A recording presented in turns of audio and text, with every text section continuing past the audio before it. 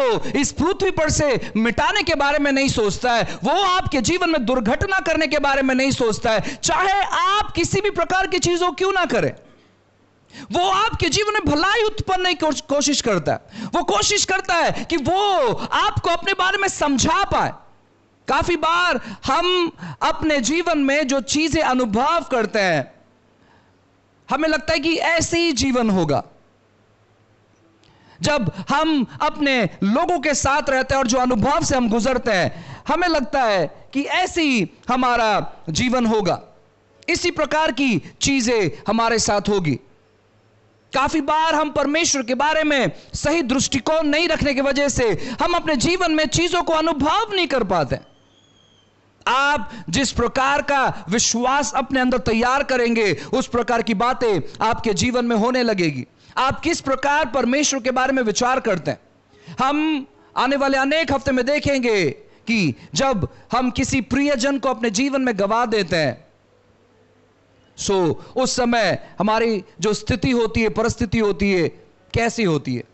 Bible उसके बारे में क्या बात करता है।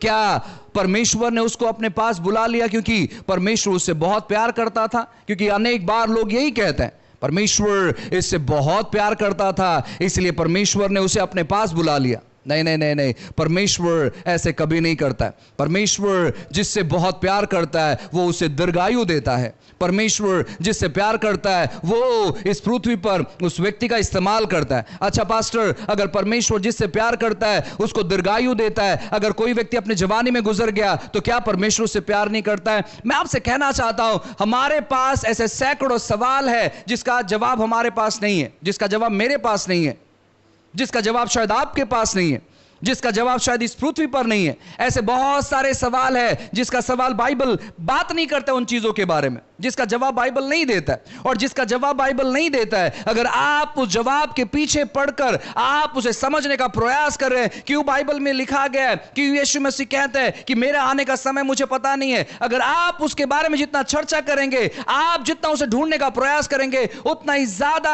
आप संकोच में रहेंगे, उतना ही ज्यादा अविश्वास आपके जीवन में तैयार होगा। जितना जवाब बाइबल देता है अगर आप उसको ढूंढेंगे, तो मैं आपसे कहना चाहता हूं, आप इस पृथ्वी पर सबसे आशीषित व्यक्ति ठहरेंगे। आप अपने जीवन में कैसे उत्कृष्ट जी सकते मालूम है? बाइबल बात करता है, आइए पढ़ते हैं वचन 12, 34 का 12।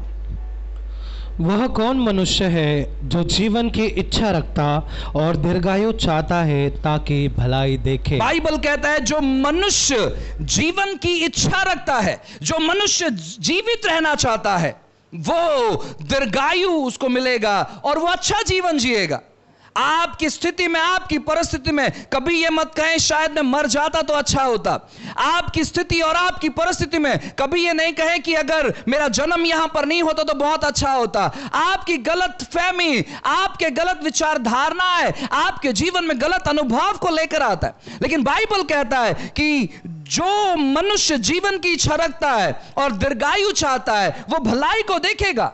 अगर आप इच्छा करते हैं क्योंकि आप परमेश्वर के शरणों में हो, आप विश्वास करते हैं कि आपका परमेश्वर प्रभु यीशु मसीह भला परमेश्वर है, और आप इच्छा करते हैं कि परमेश्वर मुझे लंबी आयु दे ताकि मैं आपके भलाई का वर्णन प्रभु इस पृथ्वी के लोगों को करने पाऊं, अगर आप इस प्रकार के विचारधारणा को रखते हैं तो बाइबल कहता है कि आप भलाई को अनुभव करेंगे, आप अच्छी बातों को अनुभव करेंगे। अगर आप आपके जीवन में अच्छी बातों का अनुभव नहीं कर रहे हैं तो यह मत सोचे कि शायद यह परमेश्वर की योजना है कि मैं अपने जीवन में अच्छी बातों की अनुभव नहीं करूं, शायद मैं इस जीवन में पूरा दुख उठाऊं, शायद परमेश्वर की इच्छा है कि मैं इन सारी पीड़ाओं को अपने जीवन में उठाऊं, शायद यह प्रभु की इच्छा है कि ये सारे दर्द को मैं अपने जीवन में उठाऊं। परमेश्वर की इच्छा बिल्कुल भी नहीं है ये सारे चीजों से आपको कुछ सिखाने के लिए। अनेक बार जो लोग परमेश्वर के वचनों को पढ़ते हैं और जो इजराइल लोगों के बारे में जानते हैं कि इजराइल लोग जो है